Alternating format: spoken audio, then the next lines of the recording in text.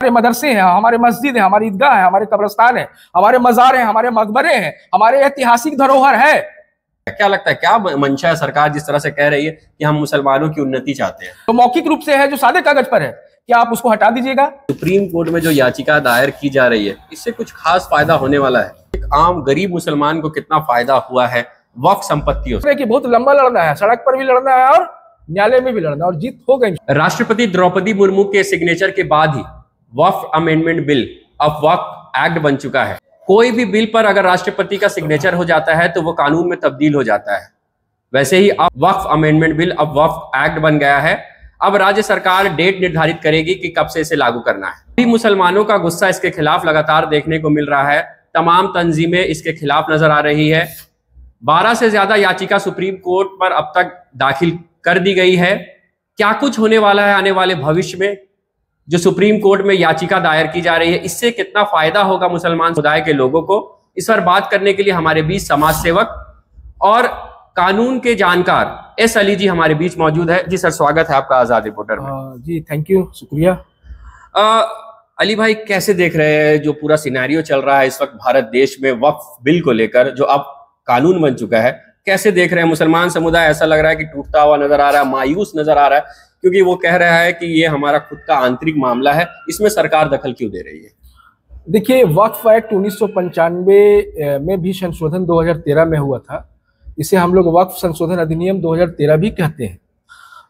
जो ये किताब है, जब ये संशोधन हो रहा था और संशोधन के बाद जब ये एक्ट बना था, तो इसमें जो भारत का संविधान है, जो उसकी मूल भावना है, जो धर्मनिरपेक्षता है, जो धार्मिक अधिकार है, जो समानता का अधिकार है, या जो प्रैक्टिस करने का जो लॉ है, या जमीनों का जो लॉ है, उसके तहत जो है ये एक्ट बनाया गया था। और इस एक्ट के निर्माण में जो सेलेक्ट कमेटी बनाई गई थी 2010-11 में, तो सेलेक्ट कमेटी के लोग जो है जगह जगह पर हर स्टेट में के जो माहिर लोग थे, या जो मुतवल्ली जो लोग थे, या जो मैनेजिंग कमेटी थे वक्फ प्रॉपर्टीज के, या जो माइनॉरिटीज पर या मुसलमानों पर जो लोग काम करते हैं या सामाजिक कार्यकर्ता, उन सारे लोगों से सुझाव लिया गया था, उनके साथ बैठक किया गया था। और बैठक और सुझाव लेने के बाद जो है वक्फ अमेंडमेंट एक्ट 2013 का गठन किया गया था, निर्माण हुआ था। उससे लोगों में उत्साह भी था कि उसमें भी वक्फ प्रॉपर्टीज जो कब्जा था, जो अतिक्रमण था, जो समय पर भाड़ा नहीं देते थे, जो अंशदान नहीं देते थे, जो डेवलपमेंट का कार्य नहीं होता था, वक्फ अमेंडमेंट एक्ट 2013 में उसको शामिल किया गया था। लेकिन अभी वर्तमान में जो एक्ट लाया गया है, जिसे हम लोग वक्फ संशोधित अधिनियम 2025 कहेंगे, वक्फ एक्ट 2025 कहेंगे, उसमें ना तो संविधान की मूल भावना, ना जो धार्मिक स्वतंत्रता है, जो समानता का अधिकार है, जो भारतीय मुसलमानों का जो इस्लामिक परंपरा और जो कल्चर है, उसको शामिल नहीं किया गया। और सबसे बड़ा बात, जो सामाजिक कार्यकर्ता है मुस्लिम समाज में, या सामाजिक संगठन है, या धार्मिक संगठन है, जो मुतवल्ली हैं, जो वक्फ प्रॉपर्टीज के जो मैनेजिंग कमेटी के लोग हैं, उनसे भी जो है बैठक नहीं किया गया, उनसे भी सुझाव नहीं मांगा गया।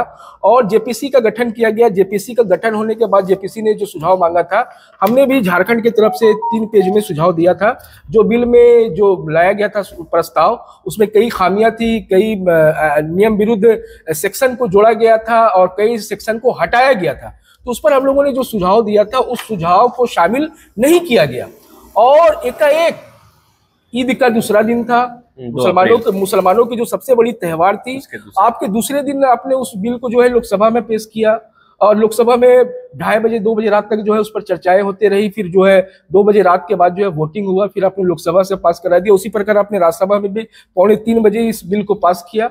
और इतना हड़बड़ी में महामहिम, सबसे अफसोसनाक स्थिति है कि भाई संविधान के रक्षक हमारे महामहिम राष्ट्रपति महोदया है, उनको जो है संविधान का रक्षा करना है। नियम परिनियम अधिनियम का पालन हो रहा है कि नहीं हो रहा है, जो एक्ट जो कानून बन रहा है उसमें समुदाय विशेष के लिए जो प्रोविजन होना चाहिए, उनका संवैधानिक जो मूल्य है, जो परंपरा है, उसका पालन अनुपालन हुआ या नहीं हुआ, उन सारी चीजों को हमारे महामहिम राष्ट्रपति महोदया को देखना था। लेकिन उन्होंने भी चेक नहीं किया और वो उन्होंने मुहर मार दिया। अब तो वो कानून का रूप आ गया। लेकिन इस प्रकार का कानून पहले भी कई बना है। लोगों को जो है संविधान में लोकतांत्रिक व्यवस्था के तहत जो है विरोध करने का अधिकार है, न्यायालय जाने का अधिकार है। लोग सुप्रीम कोर्ट भी गए हैं और इस पर विरोध भी हो रहा है। हम लोग का भी विरोध, याचिका अब तक दाखिल हो गई। लेकिन जहां आप कह रहे हैं कि जिस तरह से सिलसिलेवार तरीके से प्रोसेस चल रहा है, तो क्या लगता है सुप्रीम कोर्ट में जो याचिका दायर की जा रही है, इससे कुछ खास फायदा होने वाला है? कहीं नहीं। अभी मैंने एक प्रोफेसर का एक लेख पढ़ा, आप ही मुस्लिम समुदाय के ही प्रोफेसर थे, कह रहे थे कि इससे कोई फायदा नहीं होने वाला, बस मुस्लिम नेता इसका क्रेडिट लेना चाहते हैं कि हम सुप्रीम कोर्ट जा रहे हैं। वो जो प्रोफेसर है जो है ना, वो ड्राइंग रूम में रहने वाले प्रोफेसर होंगे, वो कभी सड़क पर उतर के समाज के हित में, कानून के लिए, न्याय के लिए, संविधान के लिए उन्होंने कोई मूवमेंट नहीं किया होगा, इसलिए उनको लग रहा है। और कहीं ना कहीं उनका भी लाभ छुपा हुआ होगा, क्योंकि देखिए ये लाभ का भी मामला है ना। केंद्र सरकार ने जो बिल लाया उसमें कई लोग जो है उसका समर्थन करे, कई लोग, लेकिन अनेकों लोग विरोध कर रहे हैं।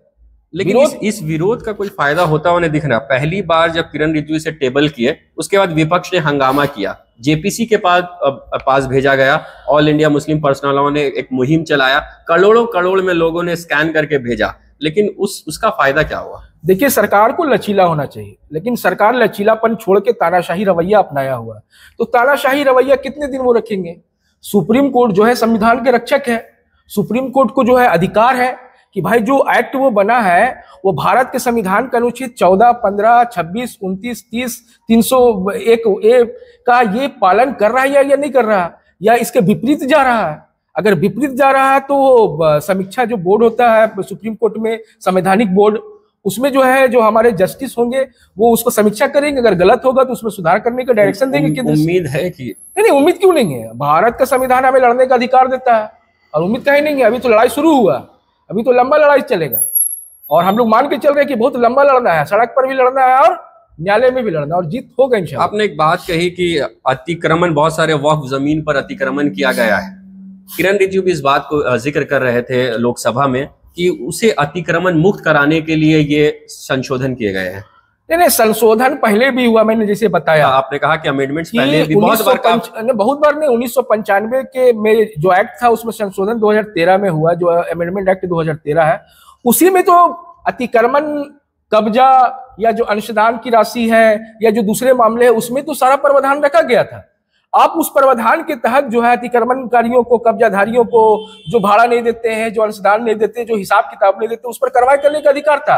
वक्फ अमेंडमेंट वक्फ एक्ट 1995 में सीईओ, चीफ एग्जीक्यूटिव ऑफिसर को सारा इख्तियार था, सारा पावर था। लेकिन ये जो राज्यों की जो सरकार रही है, अब झारखंड में भी तो बीजेपी की सरकार एक बार नहीं कई बार रही है, उत्तर प्रदेश में है, मध्य प्रदेश में, महाराष्ट्र में है, बिहार में अलायंस में सरकार है, और भी कई राज्यों में है। तो उन्हें यह बताना चाहिए कि जहां जहां पर अतिक्रमण है, कब्जा है, उनके द्वारा जो अपॉइंट किया हुआ सीईओ, जो ज्वाइंट सेक्रेटरी लेवल के हैं, पहले डिप्टी सेक्रेटरी लेवल के थे, उन्होंने कार्रवाई इस पर किया या नहीं किया। अगर नहीं किया तो राज्य और केंद्र सरकार को इस पर समीक्षा करते हुए उस अधिकारी पर कार्रवाई करना चाहिए, जो आज तक देखा नहीं गया। दूसरा इंपॉर्टेंट बात यह है कि राज्यों के वक्फ बोर्ड में वैसे ज्वाइंट सेक्रेटरी या डिप्टी सेक्रेटरी अधिकारी को सीईओ बनाया जाता है जो पहले से कई विभागों के प्रभार में होते हैं, जबकि एक्ट कहता है कि आपको परमानेंट सीईओ देना है। लेकिन देखिएगा कि परमानेंट सीईओ की जगह प्रभार में है, वो 4 जगह पहले से कई विभाग में डिप्टी सेक्रेटरी और ज्वाइंट सेक्रेटरी है, उनको वक्फ बोर्ड में भी जो है प्रभार में दे दिया जाता है। तो उनके पास भी समय नहीं होता है और न्यायोचित कार्रवाई नहीं करती है। आप देखिएगा कि वक्फ बोर्ड गठन में भी देरी किया जाता है, 3 साल कहीं लंबित है, कहीं 4 साल लंबित है। गुजरात में तो पता चल रहा है कि 7 साल से वक्फ बोर्ड ही नहीं बना है। तो कई राज्यों का मामला है। तो आप कैसे करें कि हम वक्फ प्रॉपर्टी का अतिक्रमण मुक्त करा देंगे, कब्जा मुक्त करा देंगे, वहां से डेवलपमेंट होगा, गरीबों को सम्मान मिलेगा, शिक्षा मिलेगा, रोजगार मिलेगा, उनका आर्थिक स्थिति ठीक होगा। आपके नजर में इस अमेंडमेंट से पहले जो वक्फ एक्ट 1995 की बात करें, इससे एक आम गरीब मुसलमान को कितना फायदा हुआ है वक्फ संपत्तियों से? देखिए, वक्फ अमेंडमेंट एक्ट 2013 में या उससे पहले का भी जो एक्ट था उसमें साफ लिखा हुआ है कि वक्फ प्रॉपर्टी से जो आमदनी होगा, जो अंशदान वक्फ बोर्ड को मिलेगा, ये केंद्रीय वक्फ परिषद को जो मिलेगा, भारत सरकार को जो मिलेगा, उस राशि का खर्च जो है, जो विधवा महिलाएं हैं, जो विडो है, उसको भत्ता दिया जाएगा। तो ये जमीनी सतह पे हाँ, बहुत सारी जगहों पर हुआ है, बहुत सारी जगहों पर नहीं भी हुआ है। तो बहुत सारी जगहों पर जो नहीं हुआ है, तो एक्ट में तो प्रोविजन है ना, एक्ट में तो प्रोविजन था। आपने उसके तहत जो है सुधार या कार्रवाई क्यों नहीं किया, डायरेक्शन क्यों नहीं दिया? आपने एक्ट बदल दिया। और आप एक्ट बदलकर क्या किए हैं? वक्फ बाय यूजर, जो सदियों से हमारे धार्मिक स्थल जिन जमीनों पर है और इस्लाम धर्म के परंपरा के अनुसार वहां पर जो है मस्जिद है, मदरसा है, मीनार है, मकबरा है, मजार है, मुसाफिर खाना है, ईदगाह है, कब्रिस्तान है, जो राजा महाराजाओं के द्वारा दिया गया है, जागीरदार जमींदारों के द्वारा दिया गया है, मौखिक रूप से दिया गया है। गृह मंत्री अमित शाह कह रहे हैं कि जो भी प्रॉपर्टी रजिस्टर्ड है उसमें सरकारी हस्तक्षेप नहीं होगा। जाहिर सी बात है कि जो रजिस्टर्ड वक्फ प्रॉपर्टीज है उस पर हस्तक्षेप नहीं होगा, लेकिन सवाल यह है कि भाई जो गैर रजिस्टर्ड वक्फ प्रॉपर्टीज है, जो मौखिक रूप से दिया गया है, जो सादे कागज पर दिया गया है, जिसमें हमारे मदरसे हैं, हमारे मस्जिद है, हमारी ईदगाह है, हमारे कब्रिस्तान है, हमारे मजार हैं, हमारे मकबरे हैं, हमारे ऐतिहासिक धरोहर है, जो मौखिक रूप से है, जो सादे कागज पर है, क्या आप उसको हटा दीजिएगा? वहां पर हम सैकड़ों साल से वहां पर नमाज पढ़ रहे हैं, वहां इबादत कर रहे हैं, फातिया कर रहे हैं, क्या वो उसको आप छीन लीजिएगा इस बुनियाद पर कि उसका पक्का कागज लेंगे? अरे भैया, वक्फ जो है मौखिक भी होता है, गृह मंत्री जी को मालूम होना चाहिए, सादे कागज भी होता है। और इसीलिए वक्फ बोर्ड को यह अख्तियार दिया गया था 95 का एक्ट में और अमेंडमेंट एक्ट 2013 में भी, कि जिन भूमि पर, जिस जमीन पर इस्लाम धर्म के अनुसार, उसके परंपरा के अनुसार धार्मिक कार्य हो रहे हैं, तो वो वक्फ प्रॉपर्टी माना जाएगा। हमने किसी की जमीन लिया नहीं है, इसका प्रोसेस है। अगर कोई वक्फ करता है तो उसका प्रोसेस है कि वो सीओ के पास जाएगा, सीओ उसका खाता प्लॉट देखेगा, रकबा देखेगा, चौहदी देखेगा, वहां पर क्या हो रहा है नहीं हो रहा वो देखेगा। उसके बाद जो है वो कलेक्टर के पास जाएगा, कमिश्नर के पास जाएगा, उसके बाद राज्यों के सरकार के पास जाएगा, उसका गजट नोटिफिकेशन होता है, तब जाके वो वक्फ प्रॉपर्टी माना जाता है। आपको क्या लगता है, सरकार किरण रिजिजू ये कह रहे थे कि इससे गरीब मुसलमानों का उत्थान होगा, उनकी उन्नति होगी, इसलिए अमेंडमेंट किया गया है। क्या लगता है, क्या मंशा है सरकार जिस तरह से कह रही है कि हम मुसलमानों की उन्नति चाहते हैं? देखिए, सरकार जो है भारतीय लोगों के भावनाओं से खेलना चाहती है। भारतीय भावनाओं से कि मुसलमान के मुसलमानों के साथ साथ जो हमारे जो दूसरे समुदाय के लोग इस भारत के में जो रहते हैं, उनके भावनाओं के साथ भी खेलना चाहती है। वो डिवाइड एंड रूल का पॉलिसी लाना चाहती है। इस एक्ट में सारा प्रोविजन है, 1995 का एक्ट में सारा प्रोविजन था कि 7% जो अंशदान मिलेगा, उस अंशदान से गरीबों के शैक्षणिक कार्य, आर्थिक उन्नति, हेल्थ के क्षेत्र में और दूसरे फैक्टर में उस पर काम किया जाएगा। कई जगहों पर हो भी रहा है, बहुत सारी जगहों पर नहीं हो रहा, मैं मानता हूं। तो आपके पास तो ये एक्ट था ना, जहां पर नहीं हो रहा है वहां पर सुधार करने के लिए, कार्रवाई करने के लिए, लेकिन आपने उस एक्ट के तहत सुधार और कार्रवाई नहीं किया और आप जो है एक्ट बदल दिए। अब एक्ट बदलने के पीछे आपकी मंशा क्या है? कि जो मौखिक रूप से, जो सादे कागज में हमारा जो वक्फ की प्रॉपर्टीज है, जो क्रीम क्षेत्र में है, आप उसको बड़े बड़े उद्योगपतियों को देना चाहेंगे, बड़े बड़े लोगों को देना चाहेंगे, उसको बेचना चाहेंगे, उसको कब्जा करना चाहेंगे। और आपने कहा भी है, ये आम मुसलमान को क्या नुकसान होने वाला है इससे? आम मुसलमानों का अगर ये कानून तो अब बन चुका है, अगर ये लागू हो जाता है तो एक आम मुसलमान को आपकी नजर में क्या नुकसान होगा? अब आम मुसलमान ईद में और बकरीद में ईदगाह में नमाज पढ़ते हैं, आम मुसलमान कब्रिस्तान में उनका मैयत होता है, आम मुसलमान जो है मस्जिदों में जाते हैं, आम मुसलमान जो है मजारों में जाते हैं, मकबरों में जाते हैं, मीनारों में जाते हैं। सीधे तौर पर आम मुसलमानों को नुकसान होगा। उनके धार्मिक कार्यों को लिया जाएगा, उनके धार्मिक कार्यों को करने से रोक दिया जाएगा और बाद में फिर उसको सरकारी संपत्ति घोषित कर दिया जाएगा। सरकार कह रही है कि विपक्ष दुष्प्रचार करिए, जिस तरह से सीए के वक्त किया गया था, डराया जा रहा है। तो फिर आपने वक्फ बोर्ड में जो पहले एमपी मुसलमान हुआ करता था, वर्तमान प्रेजेंट एमपी, अगर प्रेजेंट में एमपी नहीं है मुस्लिम, तो एक्स एमपी उसका मेंबर हुआ करते थे, आपने उसको जनरल कैसे कर दिया कि कोई भी एमपी बन जाएगा उसका मेंबर? आपने कैसे कर दिया कि भाई वक्फ बोर्ड में जो है 2 नामित हिंदू गैर मुस्लिम होंगे, गैर मुस्लिम 2 को सदस्य बनाया जाएगा? आपने कैसे कर दिया? अब वो जो लोग होंगे, क्या इस्लाम धर्म के परंपरा, मान्यता, उसका जो वर्क है, उसको वो समझ पाएंगे? तो जाहिर सी बात है कि आपका मकसद कुछ और है कि वक्फ बोर्ड में कोई मामला जाएगा तो वो जो मेंबर होंगे उनको समझ में आएगा नहीं यार, वो सीधा डायरेक्शन दे देंगे, जो नियम के खिलाफ होगा, जो रूल के खिलाफ होगा, जो मुसलमानों के खिलाफ होगा। 2 महिलाओं को भी जोड़ने की बात कह रही है कि हम महिला सशक्तिकरण के लिए काम कर रहे हैं। महिलाओं को जोड़ने के लिए देखिए, वक्फ एक्ट 1995 अमेंडमेंट एक्ट 2013 में साफ लिखा हुआ है। इसमें देखिए, इसका सेक्शन आप अगर पढ़िएगा तो जो सेक्शन 13 है, 13 14 जो है, अमेंडमेंट 14 जो है, उसमें साफ लिखा हुआ है बी में provided further that at least 2 women member appointed on the board shall be women. ये तो पहले से लिखा हुआ, 2 मेंबर को आपको अपॉइंट करना है। ये किताब में लिखा हुआ, अभी तो किताब पब्लिश नहीं ना हुआ है, ये पुराना किताब है। इसमें तो साफ बोल रहा है कि 2 महिलाओं को जो है अपॉइंट करना है बोर्ड में, शेल बी वुमेन। ये अपॉइंट हो रही थी महिला, कई जगहों पर हुआ है, बहुत सारी जगहों पर नहीं हुआ है। तो आप महिलाओं को अधिकार इस एक्ट के तहत भी दिलवा सकते थे ना। नहीं दिलवा सकते थे। जब पुराना ऑलरेडी एग्जिस्ट में है तो उसको न्यू क्यों करना है? हाँ, न्यू क्यों कर रहे हैं? जब पहले से है तो आप ये क्या साबित करना चाह रहे हैं कि हमने महिलाओं को अधिकार दिया? आपको पता होना चाहिए कि जो ज्वाइंट जो कमेटी बनी थी, सिलेक्ट कमेटी 2010-11 में, जब झारखंड आया था वो कमेटी, आप बिलीव नहीं करेंगे कि जो के रहमान साहब उसके चेयरमैन थे, अध्यक्ष थे, उनको हम लोगों के द्वारा प्रस्ताव दिया गया था कि बोर्ड में महिलाओं को भी शामिल किया जाना चाहिए, और उस प्रस्ताव के बाद अमेंडमेंट एक्ट में 2 महिलाओं को शामिल करने का प्रोविजन रखा गया, जो अभी वर्तमान में है। आप बोल रहे हैं कि नहीं था, हम ला रहे हैं, आप झूठ बोलते हैं। आपने ये भी कह दिया कि कोई न्यायालय नहीं जा सकता है। इसमें भी लिखा हुआ, देख लीजिए, सेक्शन 81-84 में साफ लिखा हुआ है कि भाई आप जो है अगर ट्रिब्यूनल का फैसला से आप संतुष्ट नहीं है तो आप कोर्ट जा सकते हैं। और कई मामला हाई कोर्टों में है, सुप्रीम कोर्टों में है वक्फ से जुड़ा हुआ, और ये बोलते हैं कि नहीं जा सकते हैं आप।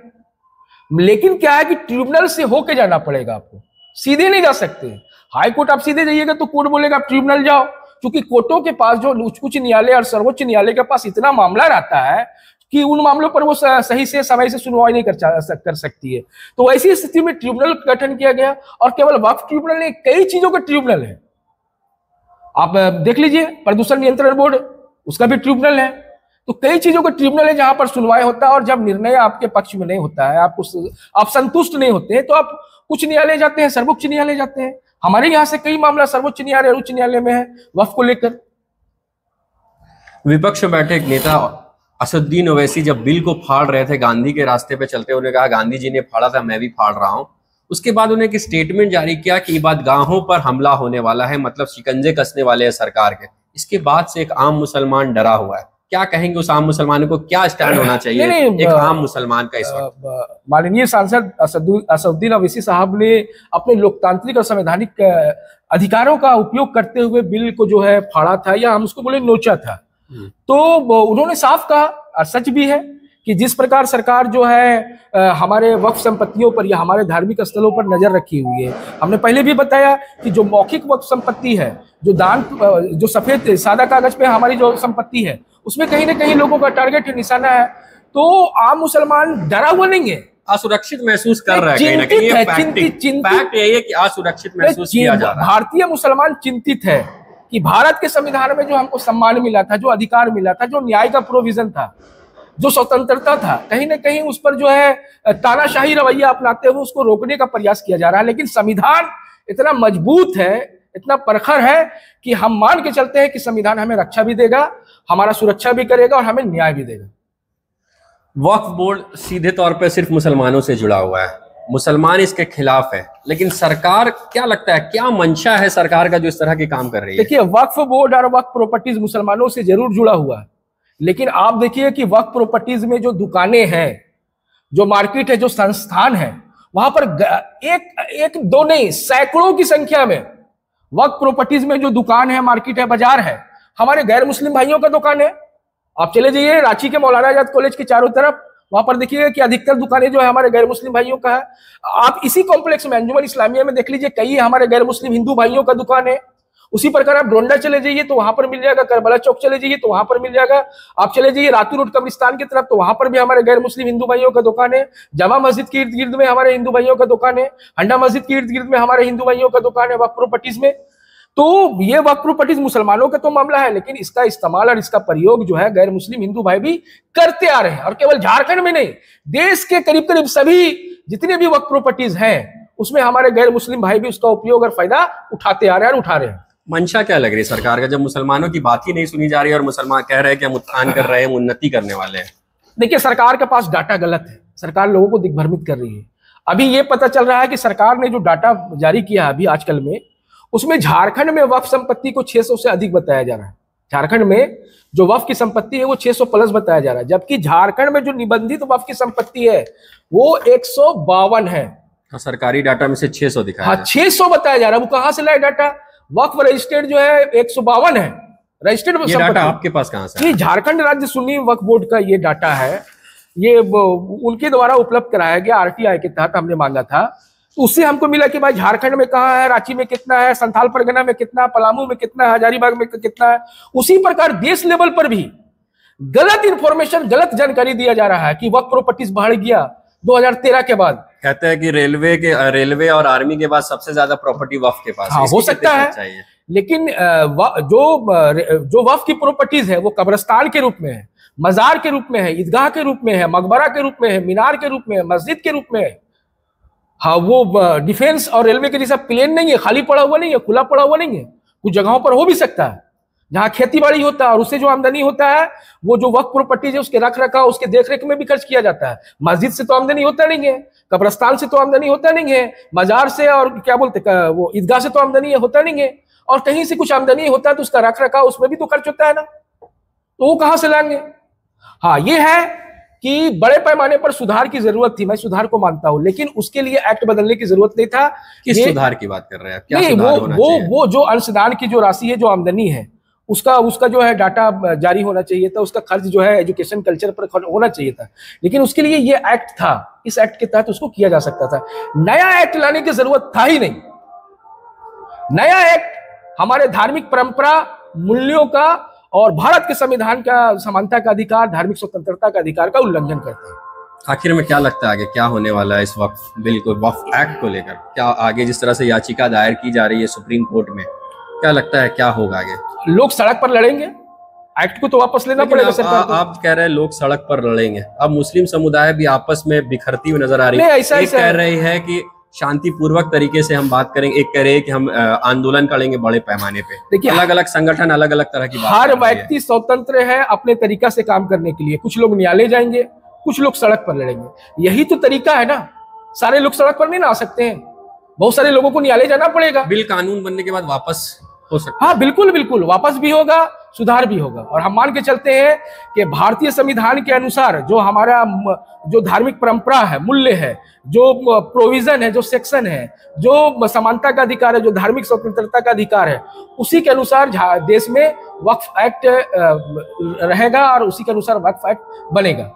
राजधानी रांची में भी कहा जा रहा है कि 13 अप्रैल को आंदोलन होने वाला, क्या है? नहीं, 13 अप्रैल संडे के रोज झारखंड की राजधानी रांची राजभवन के सामने एक बड़ा प्रदर्शन है, महाधरना है, और कल संथाल परगना के जामताड़ा में भी जो है महाप्रदर्शन है और धरना है। उसके अलावा झारखंड के अलग अलग जिलों में जो है कार्यक्रम, अभियान वक्फ एक्ट वापस लो के अभियान के तहत इसको किया जाएगा। आपको लगता है कि वापस होगा? क्यों नहीं होगा? किसान बिल में क्या हुआ? कई बिल सरकार बनाया, कई बिल वापस लिया। शिथिल करेगा, वापस नहीं होगा तो संशोधन करेगा, सुधार करेगा। जो भारत के संविधान के अनुच्छेद जो समानता का अधिकार है, जो धार्मिक स्वतंत्रता का अधिकार है, उसको खत्म करेगा, लागा। हमें वो अधिकार मिलेगा, हमारे धार्मिक परंपरा को उसमें शामिल किया जाएगा, समानता का अधिकार को दिया जाएगा। अब आप बताइए कि हिंदू धार्मिक न्यास बोर्ड, सिख धार्मिक न्यास बोर्ड, जैनियों के लिए जो धार्मिक बोर्ड है, क्या उसमें मुस्लिम मेंबर हो सकते हैं या गैर मुस्लिम हो सकते हैं? लेकिन हमारे वक्फ बोर्ड में कैसे गैर मुस्लिम को जो है मेंबर बना दिया जाएगा? ये सवाल है कि नहीं है? तो जब उसमें नहीं हो सकता तो इसमें किसी होगा? तो ये बहुत गंभीर मामला है और ये मामला हम लोग उम्मीद करते हैं कि आखिर में एक सवाल, अपर हाउस और लोअर हाउस में जिस तरह से इसे पास कर दिया गया है, विपक्ष के स्टैंड से कितने खुश हैं आप? क्योंकि एक सवाल अब उठ रहा है कि प्रियंका गांधी ने खुद को खुद से इसको अपने से दूर रखा, राहुल गांधी ने कोई बयान नहीं दिया, तो विपक्ष कितने संतुष्ट है आप? देखिए, विपक्ष राहुल गांधी और प्रियंका गांधी नहीं है, लेकिन जो वोट पड़ा है लोकसभा और राज्यसभा में, उसका संख्या हम देख के संतुष्ट है कि हमारे पक्ष में और भारत के संविधान के पक्ष में, वक्फ अमेंडमेंट एक्ट 2013 के पक्ष में, आप देखिए लोकसभा में कितना वोट पड़ा। चंद्रबाबू और नायडू और नीतीश कुमार। हाँ, ये बात सही है कि जिनसे उम्मीदें की गई थी कि असंवैधानिक तरीका से जो वक्फ बिल लाया गया है वो उसके खिलाफ जाएंगे, वो उस पर मुकरेंगे, लेकिन उन्होंने कार्रवाई नहीं किया, जिसके कारण ये बिल पास हुआ। इतिहास में उनको याद रखा जाएगा कि आप संविधान के साथ थे, ये संविधान के खिलाफ थे, आप अल्पसंख्यक मुसलमानों के पक्ष में थे या उनके विपक्ष में। आने वाले कुछ ही महीनों में विधानसभा चुनाव है बिहार में, क्या लगता है कुछ असर पड़ने वाला है? हाँ, बिल्कुल बिल्कुल। जो बिहार के मुसलमान हैं काफी जागरूक हैं और बिहार के मुसलमान जो है अपने लोकतांत्रिक प्रक्रिया का प्रयोग करेंगे और देश विरोधी, संविधान विरोधी राजनीतिक दलों को जो है उखाड़ के फेंकने का काम करेंगे। चलिए, बहुत बहुत शुक्रिया। तो ये थे एस अली। काफी साफ अंदाज में इन्होंने कहा कि इनका आंदोलन और जमीन पर यह आंदोलन चलता रहेगा, तब तक चलेगा जब तक कि ये इस कानून को वापस नहीं लिया जाएगा। इन्होंने कहा कि माजी में भी बहुत सारे कानून को वापस लिया गया है, उसी तरह इसमें भी या तो संशोधन किए जाने चाहिए या तो इसे वापस लेना चाहिए। अगर ये वापस नहीं होंगे तो सड़क पर आंदोलन इसके खिलाफ होता रहेगा। आने वाले आगामी 13 अप्रैल को राजधानी रांची के राजभवन में भी इसके खिलाफ विरोध प्रदर्शन होने वाला है। इसी तरह की खबरें के लिए, इसी तरह के अपडेट्स के लिए जुड़े रहे हमारे साथ, देखते रहे आजाद रिपोर्टर जमशेदपुर।